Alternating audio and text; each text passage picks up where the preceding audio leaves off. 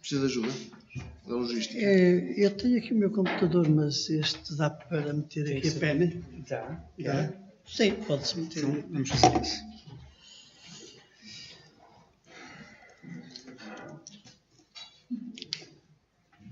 Tem aqui uma apresentação, é?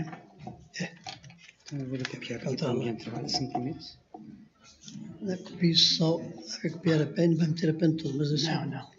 Só é mesmo aquela que quer. Vamos lá ver qual é que eu vou chegar aqui. Legislação portuária. Legislação portuária? Sim, e agora aqui. Operações? Sim. Licença. E a outra? 2. E a gestão? O 2. Mapa comparativo? Sim.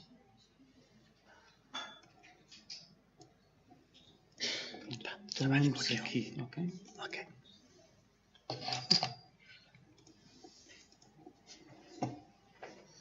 Então já está em slide. Já está em slide, se quiser é só clicar aqui, para a frente. Para trás e para a frente. Exatamente. Ok. Muito boa tarde. Muito obrigado pelo convite. Muito obrigado aos oradores que me antecederam. Aprendi muito hoje aqui, apesar de andar no setor desde 1 de maio de 1976. Ligado ao agente de navegação. Estive na Associação de Agentes de Navegação de Porto de Leixões, desde 1 de maio de 76 até 31 de janeiro deste ano que findou. Até 1982, tive a meu cargo as dores de cabeça diárias, diurnas e noturnas com os estibadores e toda a operação portuária que se realizava no Porto de Leixões. Até 1980 em Lisboa e creio que em Setúbal. E até 1982 no Porto, em Leixões, 13 de maio de 1982, as operações de carga, carregamento e descarga, descarregamento, o loading e o unloading dos navios era feito pelos agentes de navegação. Portanto, cada agente de navegação executava as operações de carga e descarga dos navios, dos seus navios, ou seja, dos navios que agenciava. E recrutava nos sindicatos, no caso dos agentes de navegação, apenas no sindicato de estivadores e confrentes, o pessoal necessário às operações. Normalmente, os chefes e os encarregados, quando se tratava de uma empresa, de um agente com bastante serviços, com bastantes agenciamentos, tinha um encarregado, um mestre e um encarregado privativo na sua casa. O resto, os soldados iam buscá-los à Casa do Conto todos os dias, conforme as necessidades. A Casa do Conto abria às 7 horas, o trabalho começava às 8, às 7 horas o mestre era incumbido de ir requisitar o pessoal necessário para as operações no navio. Não era a seu belo prazer. As equipas, chamados ternos, estavam previamente definidos no contrato coletivo de trabalho e, portanto, aquilo que o agente de navegação decidia era com quantos ternos queria trabalhar.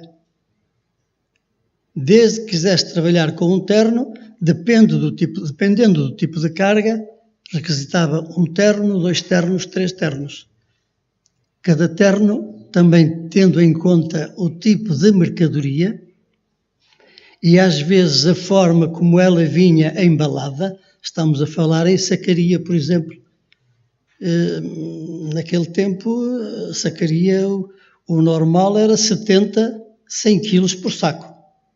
Portanto, conforme a quantidade unitária e conforme a quantidade de sacos a movimentar, assim era requisitado obrigatoriamente, segundo o previsto no contrato coletivo, o número de trabalhadores.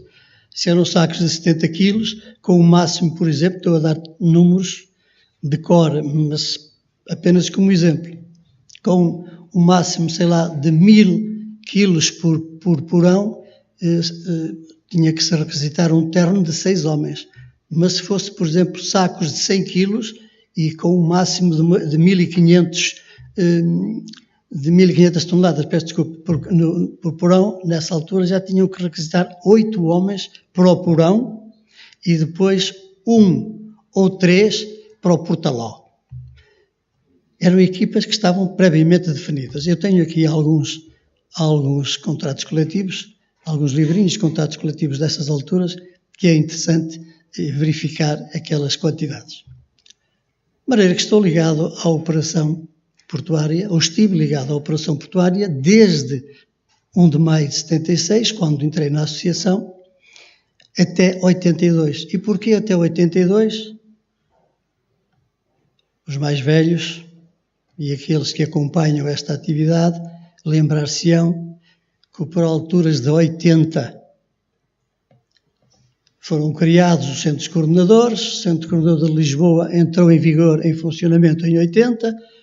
O de Leixões estava previsto para entrar em funcionamento, em vigor, no dia 1 de abril de 82.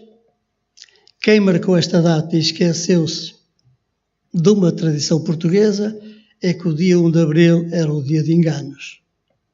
E o Centro Coordenador de Leixões não entrou em vigor, não entrou em funcionamento no dia 1 de abril.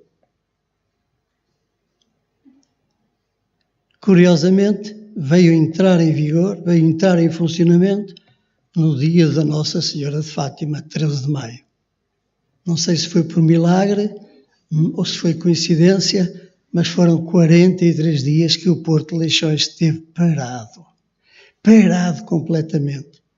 O Sr. Broguel Dias lembra-se perfeitamente disto, dos momentos que nós passamos. O Dr. Vieira dos Santos também já por cá andava. Porque para o Porto de Leixões,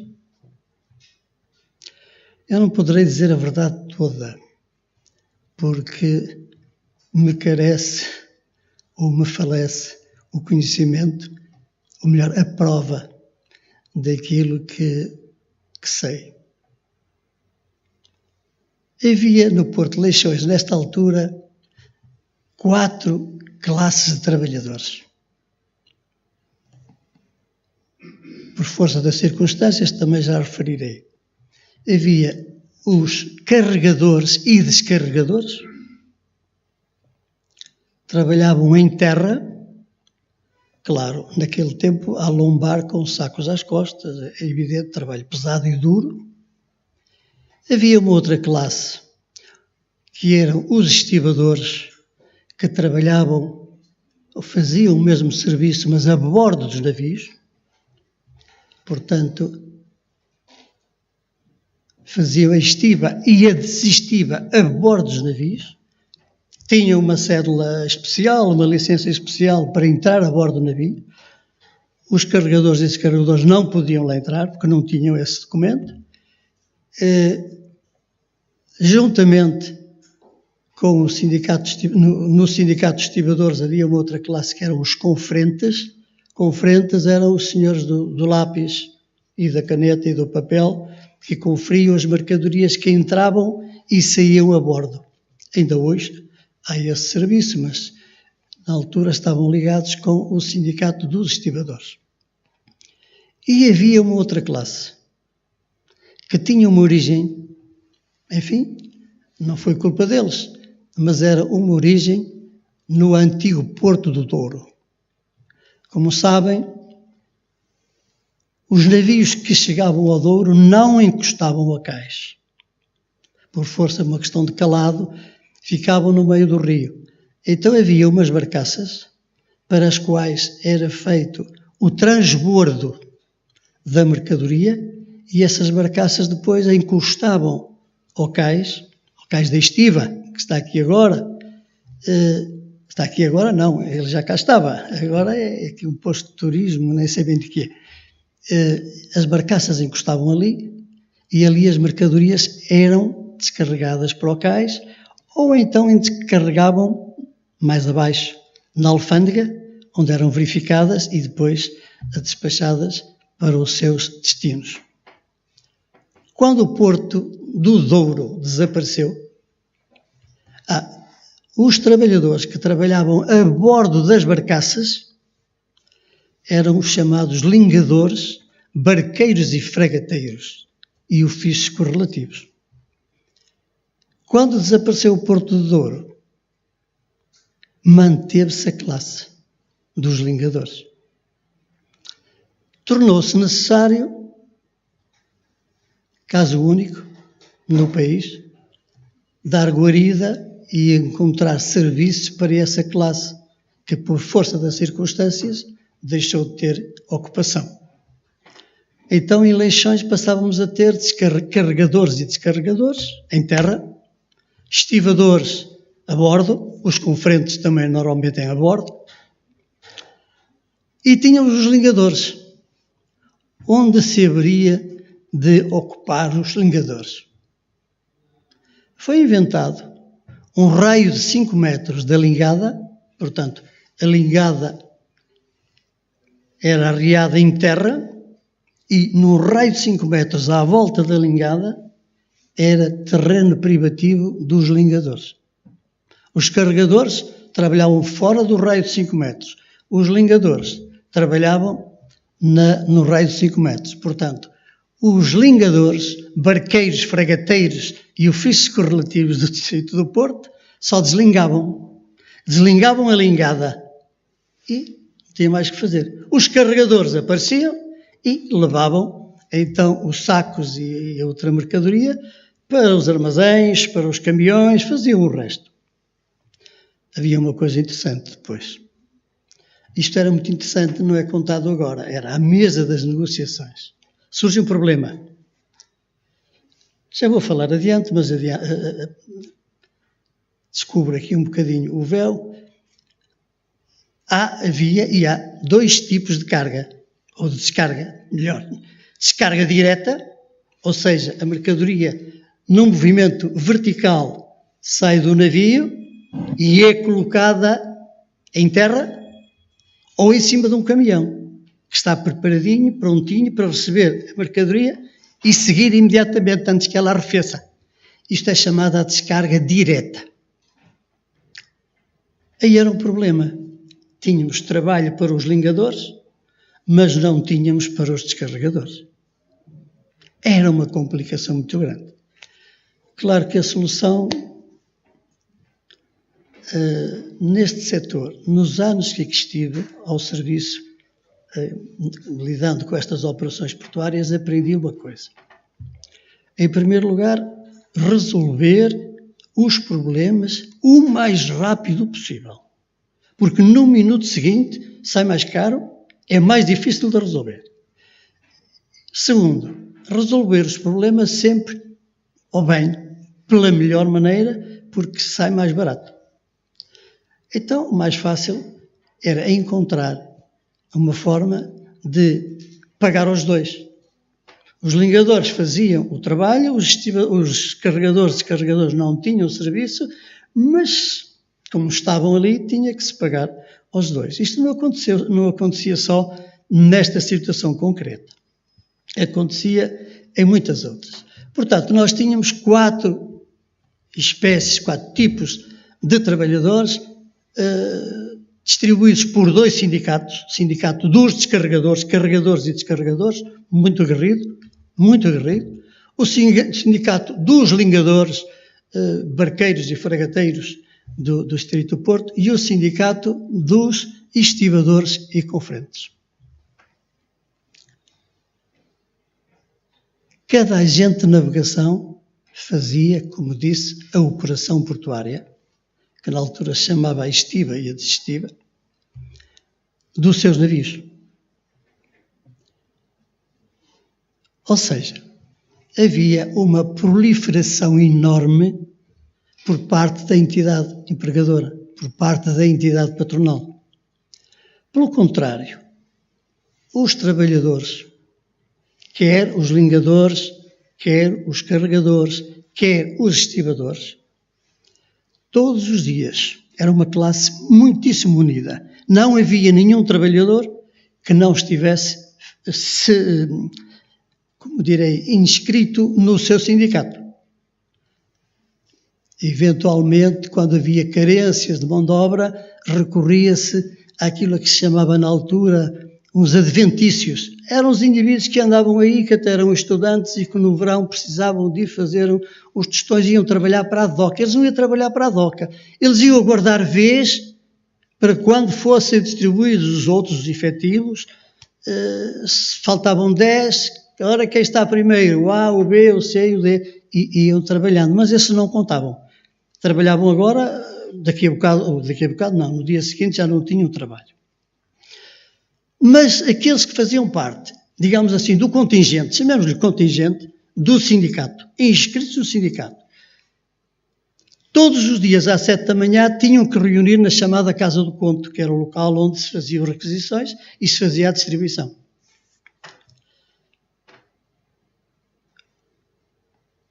O primeiro bom dia que era dado pelos dirigentes dos sindicatos aos seus trabalhadores eram 10 minutos, 5 minutos, 15 minutos, 20 minutos ou meia hora de prédica.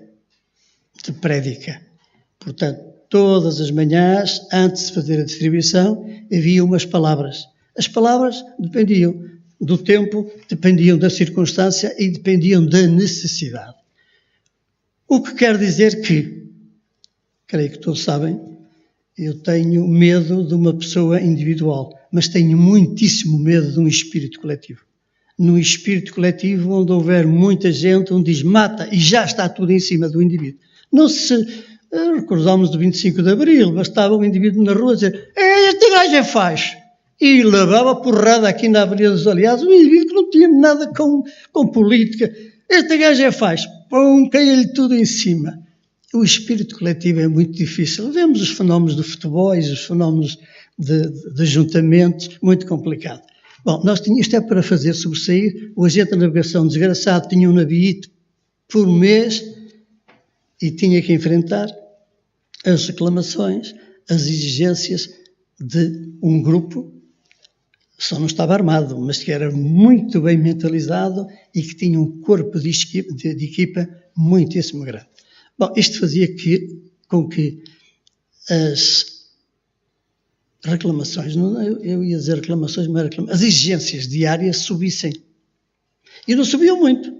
Eles não pediam muito. O que pediam era uma coisinha de cada vez. E como eu tenho o meu navio hoje a trabalhar, e só conto eu, e só conto o meu navio, e se o meu navio parar meia hora, o meu armador tem mais 60 agentes para lhe fazer o serviço, que se calhar já estão a mandar, naquele tempo eram os telefonemas ou os telegramas, então era um problema complicado. Porque se eu não cedo à exigência que me é feita, 10 escudos, 5 escudos, eles param o navio. Aqui é que estava o grande problema e continua a ser hoje o grande problema dos portos, do trabalho portuário, não é em Leixões, não é em Lisboa, não é em Setúbal, não é em Aveiro, é nos países todos do mundo que eu conheço. O grande problema é esse. Eu negociei centenas de vezes com os sindicatos. É difícil de explicar como é que se fazia tanta cedência. É que numa ocasião em Setúbal, depois, além dos sindicatos, depois reuniram-se em federações. Então aí a coisa era mais grave, porque aí já era uma reivindicação a nível nacional. Mas em Setúbal, recordo-me que numa negociação me apresentaram 16. Eu representava a Associação do Porto, a do Norte, outro colega a de Lisboa e outro a de Setúbal. Apresentaram 16 pontos. Ao meio-dia terminou a reunião porque nós aceitávamos 4 ou 5. Não aceitaram. Paramos para almoçar. No fim do almoço apresentaram 31 pontos de reivindicação. Dos 32 pontos, eu vou dizer um palavrão, mas vou dizê-lo entre aspas. Nós, entidades patronais, engolimos 22. 22. Ouvi eu da boca do senhor Borges, era o presidente do Sindicato de Lingadores. Vínhamos para cima e na mesa de negociações eram inimigos. Na viagem do comboio éramos assim, cá de cima, cá do norte, só me diziam assim: ó doutor, vocês até me deram coisas que eu nem queria. Isto era o ambiente daquele tempo. Hoje é um bocadinho diferente. O Porto de Setúbal, recordo-me que esteve parado 33 dias seguidos. O Porto de Lisboa não sei quantos, não consigo contá-los porque se calhar não tenho dias na agenda para os contar. O de Leixões de uma vez teve 43, em 1982. E ultimamente não tem estado porque tem tido à frente gente que, com muita habilidade, com muita cabeça, com muita inteligência, tem sabido antecipar-se aos problemas e encontrar soluções antes que os problemas aconteçam. Isto vinha a propósito da Operação Portuária. Com estas reivindicações, com estas confusões, por alturas de 77, 78, vejam, a seguir, ali no período quente, começou-se a entender que não havia forma de resolver este assunto. Sindicatos contra empresas isoladas não ia a lado nenhum, ia parar muito longe, muito longe. Então começou a pensar-se em desenhar um esquema, ou seja, fazer aquilo que já antes do 25 de Abril tinha acontecido. Antes do 25 de Abril, o Ministério das Corporações e Instituto Nacional de não sei quantos social estavam metidos nisto. Qualquer problema que existia, um litígio entre os sindicatos e os trabalhadores, era dirigido por uma comissão corporativa, onde estava o governo representado e aí havia algum equilíbrio. A partir do 25 de Abril isso não existe. O governo está afastado e estão os patrões, individualmente, a combater e a lutar na Operação Portuária, no terreno, com estes sindicatos organizados, prepotentes, reivindicantes, exigentes e difíceis de conter. Começou-se a gizar um esquema que foi um organismo de cúpula, o ITP, Instituto de Trabalho Portuário, e nos vários portos o CCTPs, os Centros Coordenadores de Trabalho Portuário. Eram organismos de gestão tripartida, onde estavam os patrões, representados, sindicatos e o governo, pensando-se que dessa forma se conseguiria pôr alguma ordem nisto. Bom, a ordem, como já sabem, não vale a pena contar a história, todos sabemos como ela foi. Isto foi num crescendo, o governo afastou-se ou foi afastado, por várias vicissitudes, algumas delas, digamos assim, a forma aguerrida de parte dos sindicatos e alguma contenção por parte das entidades empregadoras. Em todos esses organismos, os sindicatos preponderavam sempre e conseguiam sempre levar as questões deles avante. Felizmente, hoje temos as concessões, temos os concessionários. Eu tive no Porto de Leixões, naquele tempo, 3.500 trabalhadores. Não era fácil, porque onde estavam 4 homens, havia muitos, só ganhavam no dia em que trabalhavam. Não havia ordenado mensal garantido. Mais tarde começou a haver. Mas nessa altura havia uma apetência muito grande para que se empolassem as equipas de trabalho. Se tens 4 homens, 4 não pode ser, tem que ser 6, porque é preciso folgar 2. Não era nada por causa disso, era para conseguir trabalho para toda a gente. O controle nos sindicatos era só dos sindicatos, portanto os sindicatos é que admitiam quem bem entendiam. Não havia controle absolutamente nenhum. Havia cerca de 3.500 trabalhadores por alturas de 1980. Os estibadores tinham ocupação a bordo dos navios para o seu serviço, mas os de terra, lingadores e carregadores, não tinham. Nos centros coordenadores, e para abreviar, eleições, o Centro Coordenador de Eleições, quando está para entrar em funcionamento em 82, em 1 de abril de 82, os carregadores e lingadores que não tinham serviço, digamos assim, à tarefa, muito bem, aceitavam entrar no tal Centro Coordenador que lhes garantiam um vencimento mensal todos os meses, quer tivessem trabalho, quer não tivessem. Os carregadores, por sua vez, que tinham sido cautelosos no seu dimensionamento, portanto, tinham equipa, tinham contingentes mais ou menos equilibrados, a quem garantiam trabalho todos os dias e até em extraordinário, não precisavam do Centro Coordenador para nada e não queriam ir para o Centro Coordenador. E foi uma guerra no dia 1 de abril de 1982 abriu o centro, mas os carregadores e ligadores entraram e os estibadores não entraram. Então, os ligadores e carregadores fizeram greve porque os outros estavam ao serviço. Apareceram nos navios distribuídos para fazer o serviço, mas não havia. Os ligadores e carregadores fizeram greve durante 43 dias e receberam todos os dias.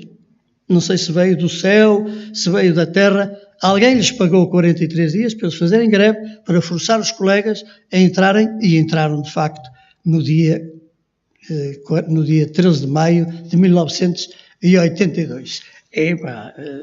Pronto. Você mata o moderador e eu não entrei no meu tema. O meu tema é só este, meus amigos. A Operação Portuária é uma guerra tremenda. O tema é a evolução da Operação Portuária. Não é possível dissecar ou separar a evolução da Operação Portuária sem a dissecar da evolução do trabalho portuário. Só de uma vez em Setúbal foram despedidos, dispensados, licenciados a peso de ouro, de 180 passou para 40. Eu teria em abril de 82, era capaz de ter cerca de 1.200 estivadores, fora os outros, no Porto de Leixões.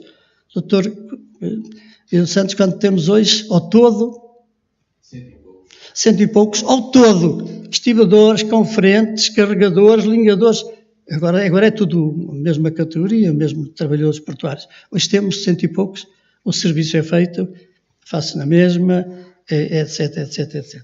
Portanto, esta é uma espécie de uma guerra.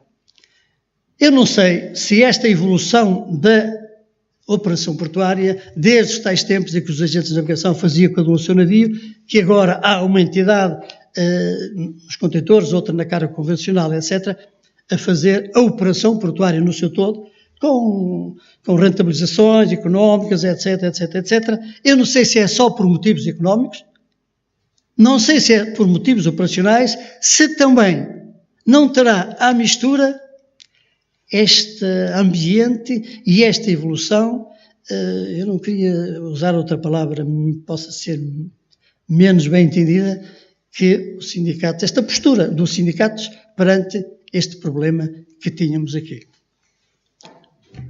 Eu não disse nada, tenho os ficheiros, não cheguei a abri-los. Meus senhores, muito obrigado. Muito gosto.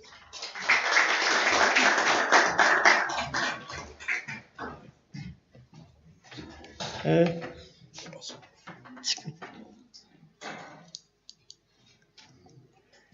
Ai, meu Deus, para você.